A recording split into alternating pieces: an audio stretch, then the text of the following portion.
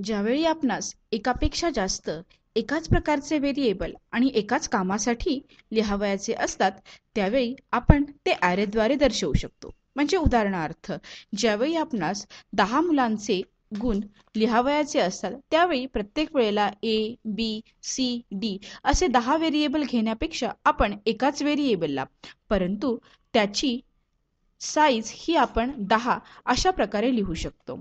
एका अर्थाने ॲरेची व्याख्या जर बनवायची झाली तर ज्यामध्ये एकाच प्रकारचे एकापेक्षा जास्त व्हेरिएबल एकत्रितपणे जेव्हा आपण लिहू शकतो त्या पद्धतीला ॲरे असे म्हणतात. ॲरे हे 1 डायमेन्शनल म्हणजे एका अक्षावर विस्तारित होणारे आणि ॲरे हे 2 डायमेन्शनल म्हणजे जे एक्स आणि वाय या दोन्ही अक्षावरती विस्तारित होतात. अर्थातच त्याला आपण सारणी किंवा टेबल द्वारे दर्शवू शकतो.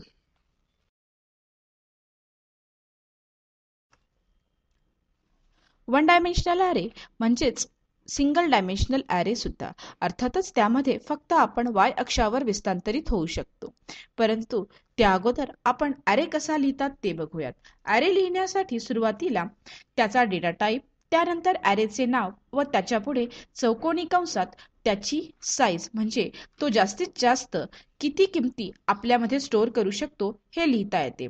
ॲरे हा इंटिजर, कॅरेक्टर किंवा कोणत्याही डेटा टाईपचा असू शकतो.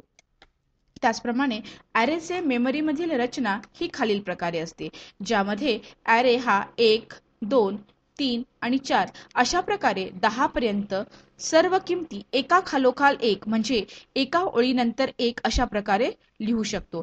त्यालाच रो वाईज कलेक्शन असेही म्हटले जाते. म्हणजेच सिंगल डायमेन्शन ॲरे हा फक्त रो वाईज कलेक्शनसाठी वापरता येतो. आता आपण 1 डायमेन्शनलशी रिलेटेड असलेला प्रोग्राम बघणार आहोत, ज्यामध्ये आपण सुरुवातीला बघितल्याप्रमाणे विद्यार्थ्यांचे मार्क लिहिणार आहोत. परंतु सुरुवातीला आपण मार्क्स नावाचा एकच व्हेरिएबल घेतला होता.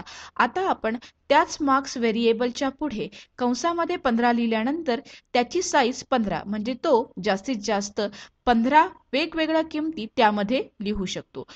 सुरुवातीला केल्याप्रमाणेच enter the number of student म्हणजे आपणास किती मुलांचा किंवा किती विद्यार्थ्यांचा डेटा लिहावयाचा आहे ते नंबर टाकले.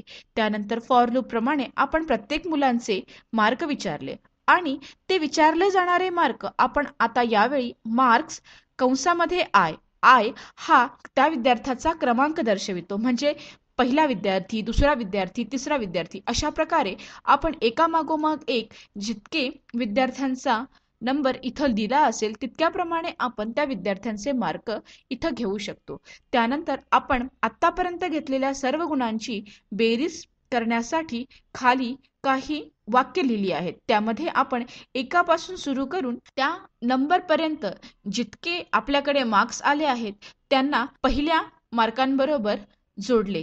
अर्थातच ज्यावेळी आपल्याकडे 1, 2, 3, 4 असे मार्क असतात त्यावेळी आपण एकाला शून्याशी जोडून त्यानंतर येणारे उत्तर 1 हे पुढच्या 2 याबरोबर जोडू. 1 अधिक 2 3 आलेल्या किमतीला पुढच्या अंकाशी त्याची बेरीज करू. म्हणजेच 3 अधिक 3 6 अशा प्रकारे आपण सम बरोबर सम म्हणजे पूर्वीची आलेली बेरीज अधिक त्यामध्ये आत्ता चालू असलेल्या क्रमांकाचे मार्क अशा प्रकारे आपण सर्व गुणांची आलेली बेरीज हे आपले उत्तर म्हणून दाखवू शकतो. हा प्रोग्राम आपण कंपाईल करून बघूयात. कंपाईल केल्यानंतर त्याने दाखवलेल्या 0 एरर्सनुसार प्रोग्राम रन करूयात.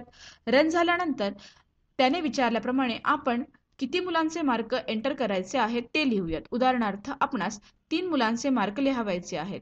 तर त्याने आपणास विचारल्याप्रमाणे पहिल्या मुलाचे मार्क लिहावेत. समजा पहिल्या मुलाचे मार्क हे 10, दुसऱ्याचे 20 आणि तिसऱ्याचे 30 असतील तर खाली the total marks for all student is 60 म्हणजे त्याने 10 अधिक 20 अधिक 30 ह्याची केलेली बेरीज आपणास दर्शविली आहे.